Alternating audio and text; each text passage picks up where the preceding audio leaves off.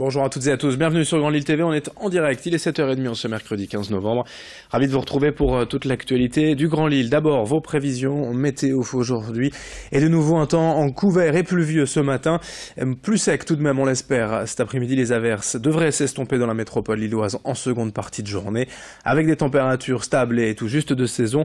11 degrés de prévu aujourd'hui à Lille.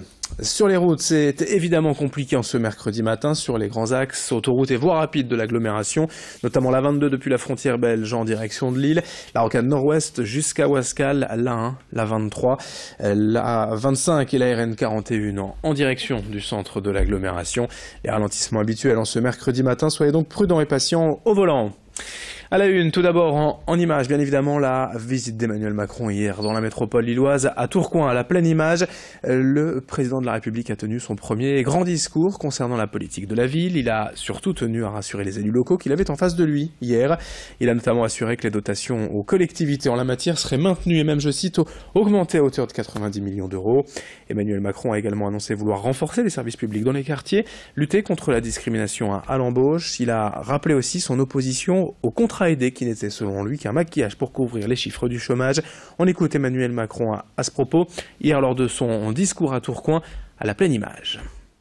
Un contrat aidé, ça n'est pas la bonne solution quand il n'y a pas une formation à la clé qui permet de trouver un emploi.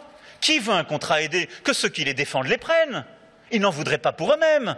Ils ne veulent pas un contrat d'1 an où on tremble à la fin de chaque année pour savoir si on nous le redonnera, où il n'y a pas de qualification à la fin du contrat aidé, enfin, et que tous ceux qui, la main sur le cœur, se font les grands défenseurs des quartiers les plus en difficulté, viennent m'expliquer que les contrats aidés, c'est la solution dont on a toujours rêvé. Mais qu'ils les prennent, les contrats aidés, ils n'en voudraient pas pour eux-mêmes. Autre information, ce matin, le réquisitoire des parents d'élèves et la FCPE contre le manque d'homogénéité des transports scolaires dans la région. Depuis le 1er septembre, c'est une compétence du conseil régional, mais en réalité, la situation est gérée de manière plus complexe. Dans les agglomérations, ce sont les collectivités locales qui s'occupent du transport des élèves avec de vraies disparités d'offres et de prix. La FCPE réclame donc la gratuité des transports pour tous, pour un aller-retour par jour durant la période scolaire. Mais il faut pour cela que la région s'accorde avec les agglomérations.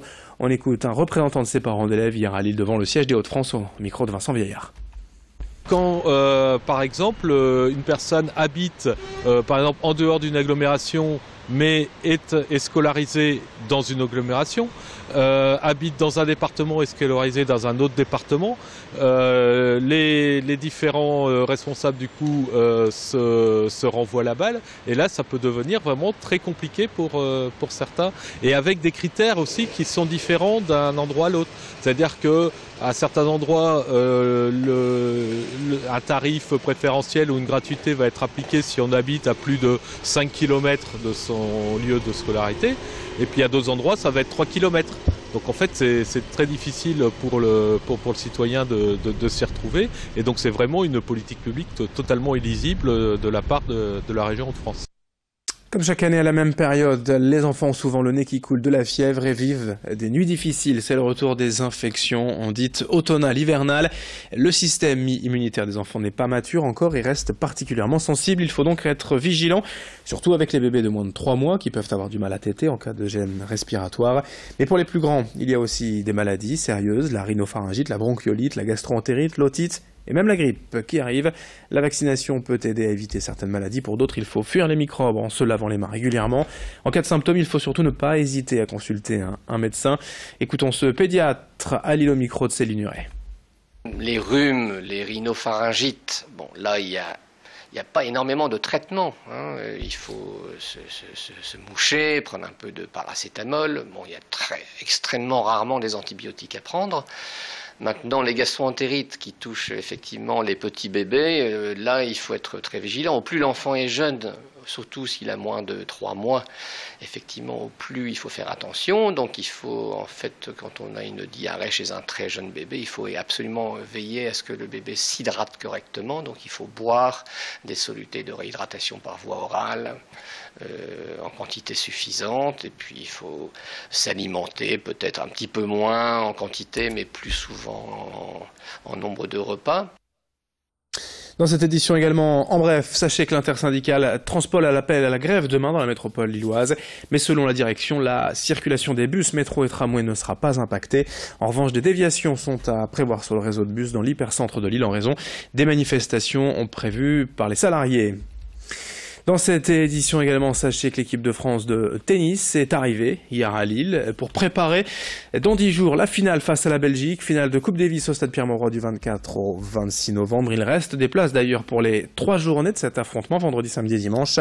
Les Français vont maintenant s'entraîner les jours prochains sur les cours de la Ligue des Flandres à Marc-en-Barœul.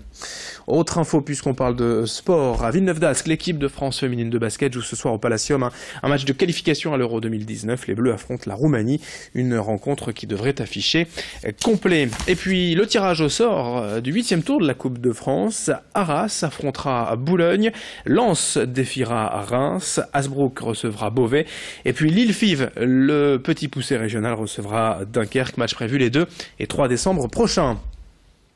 Pour finir ce journal, ces images d'une expérience hors du commun à vivre à Lille, chez Aviasim, s'installer aux commandes d'un avion de chasse. C'est évidemment un simulateur et après l'avion de ligne, voici une toute autre expérience. Le modèle, c'est un F-35 utilisé par l'armée américaine. À votre disposition, une manette des gaz dans la main gauche, un joystick et une tablette tactile pour les commandes, le tout permettant de contrôler l'avion fictif. 2 cockpits sont disponibles pour travailler soit en collaboration, soit s'affronter en combat rapproché. 59 € les 30 minutes de pilotage, explication, présentation des commandes au micro d'Idil Gunay. On travaille avec différents systèmes qui reproduisent l'ensemble de la planète et après on a certaines zones dans la planète qui sont en HD, qui sont beaucoup plus intéressantes, notamment comme on a la Croisette, on a le Grand Canyon où c'est hyper bien fait, c'est en haute définition et du coup on a vraiment l'impression d'y être et du coup on peut voyager, on peut faire différentes missions dans différents lieux et c'est ça qui est un peu excitant. Dans le réseau français, il y a d'autres types d'avions, notamment il y a de l'hélico maintenant. On a un simulateur d'hélico qui est à Metz et à Lyon, et qui potentiellement un jour peut-être arrivera à Lille, je sais pas, on verra. Mais en fait, régulièrement, on ajoute de nouveaux types d'avions. Donc là, ça fait 2 ans, donc on rajoute l'avion de chasse, et on verra, rendez-vous dans 2 ans pour un autre modèle d'avion, peut-être, on verra. Et c'est la fin de ce journal à 7h37, en direct sur Grand Lille TV. Dans un instant, à suivre vos prévisions météo.